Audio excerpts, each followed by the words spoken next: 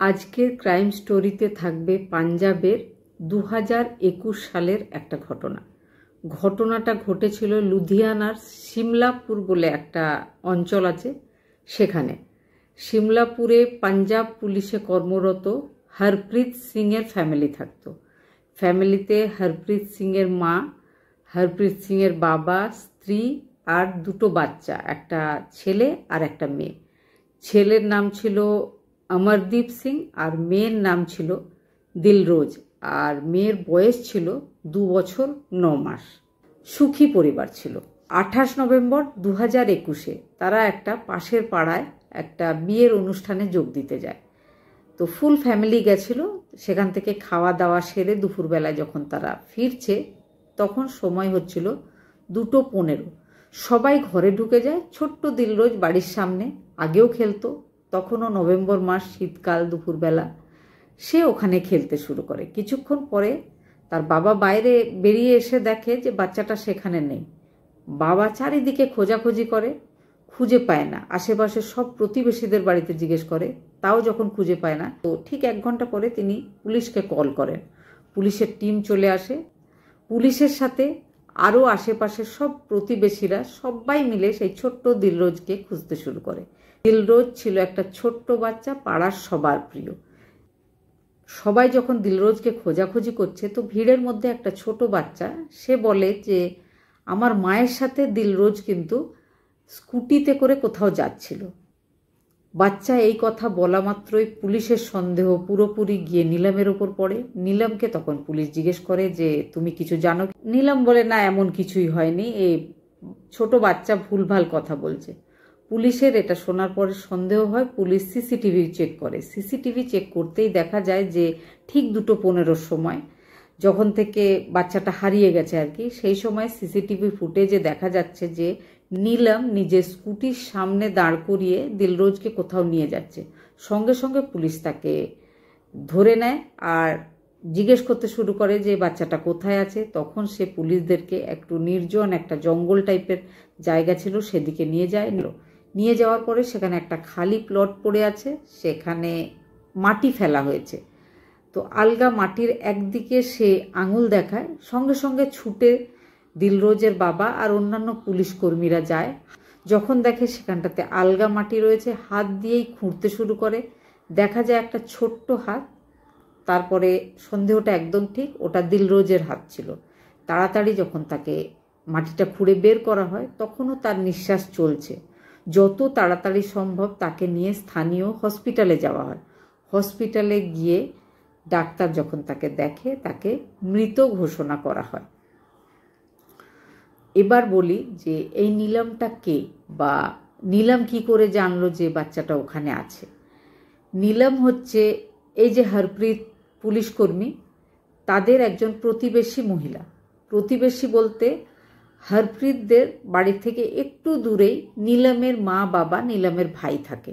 নীলম একজন বিবাহিত, বা 2021 সাল যখনকার এটা ঘটনা তখন নীলমের বয়স ছিল 30 বছর।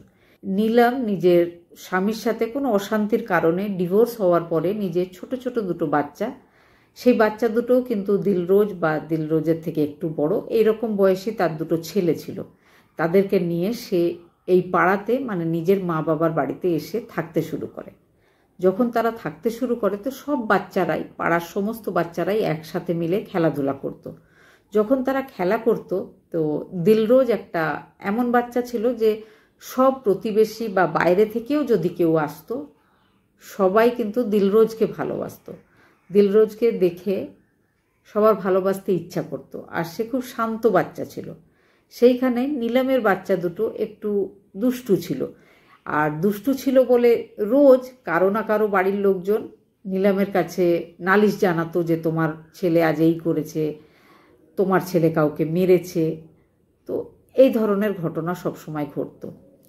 ছোট্ট একটা বাচ্চা দিলরোজ, যার বয়স মাত্র 2 বছর 9 মাস ছিল, তার সাথে নীলমের কেন এত শত্রুতা যখন পুলিশ জানতে চায় তখন সে বলে আশেপাশের লোকজন বা বাইরে থেকেও যখন কেউ আসে সবাই ওই ছোট্ট দিলরোজকে ভালোবাসে, কিন্তু তার ছেলেদেরকে কেউ ভালোবাসে না। সবাই তার ছেলের নামে সব সময় নালিশ করে, সেই জন্য সে বিরক্ত হয়ে গেছে। তাই জন্য তার বিরক্তিটা এই পর্যায়ে গেছে, যখন সে বাড়ির সামনে দিয়ে স্কুটি নিয়ে যেতে গিয়ে দেখে যে দিলরোজ একা দাঁড়িয়ে আছে, তার মনে হয় যে আজকে সঠিক টাইম বদলা নেওয়ার। সে দিলরোজ তো তাকে চিনতই, সেই জন্যে তার স্কুটিতে বসতে সে মানাও করেনি। তো তাকে নিয়ে চলে যায় সেই খালি প্লটের দিকে। সেখানে গিয়ে প্রথমে একটা ভারী পাথর দিয়ে সেই বাচ্চাটার মাথায় দুবার আঘাত করে। বাচ্চাটা যখন কাঁদতে শুরু করে তখন নীলাম বোঝে যে জোরে কাঁদলে আশেপাশের লোকজন বুঝতে পারবে। তখন সে ওখানের মাটি ছিল আলগা, আগেই বলেছি, সেই মাটিটা নিয়ে তাই বাচ্চাটার মুখের মধ্যে দিয়ে দেয়। তারপরে তাকে একটু মাটি সরিয়ে চাপা দিয়ে দেয়। যখন সে চাপা দিয়েছে তখন কিন্তু বাচ্চাটা বেঁচে ছিল। তো ওই বেঁচে থাকা অবস্থাতেই বাচ্চা কাঁদছিল, তাই মাটি মুখে দিয়ে এই ঘটনাটা ঘটাতে তার কিন্তু একটুও দয়া মায়া কিচ্ছু হয়নি।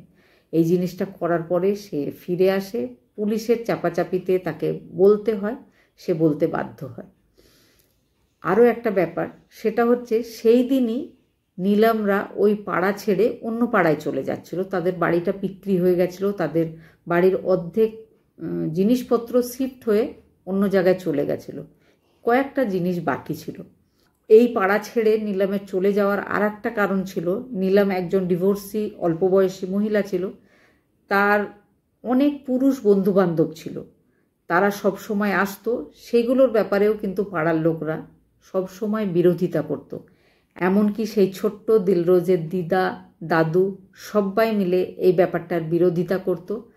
তো এই জন্যেও নীলামের তাদের ওপরে ভীষণ রাগ ছিল, আর সেই রাগের বদলা নেওয়ার জন্যই সে খুঁজে নিয়েছিল ছোট্ট দিলরোজকে। নীলামের এই ব্যাপারটা জানার পরে স্থানীয় লোকজনেরা নীলামের যে ভাই ছিল তাকে ধরে মারধর করে, পুলিশ তাকে কোনো রকমে ছাড়ায়। তারপরে নীলামকে অ্যারেস্ট করে নিয়ে যাওয়া হয়। 2021 থেকে 2024 পর্যন্ত লুধিয়ানার লোয়ার কোর্টে এই কেসটা চলছিল। 12 এপ্রিল 2024 তাকে দোষী সাব্যস্ত করা হয় আর ফাঁসির অর্ডার দেওয়া হয়। এই প্রথম পাঞ্জাবে কোনো মহিলার ফাঁসির অর্ডার হলো। কিন্তু অর্ডার দেওয়া মাত্রই সে কাঁদতে শুরু করে। কেঁদে সে বলে যে আমার দুটো ছোট ছোট বাচ্চা আছে, তাদের কথা একবার ভাবুন। তো আশেপাশের যে লোকজনেরা শুনছিল বা জজ, সেও বলে যে তোমার নিজের বাচ্চার এত চিন্তা করছো, আর অন্যর একটা ছোট্ট বাচ্চাকে, মাত্র 2 বছর 9 মাসের বাচ্চাকে মেরে ফেলার সময় কেন তোমার মনে পড়েনি? এখন তো শুধুমাত্র লোয়ার কোর্টে এই ফাঁসির অর্ডার হয়েছে, এখনও হাইকোর্ট, এখনও সুপ্রিম কোর্ট অনেক বাকি রয়েছে, আর বিচারও এখন লম্বা চলবে।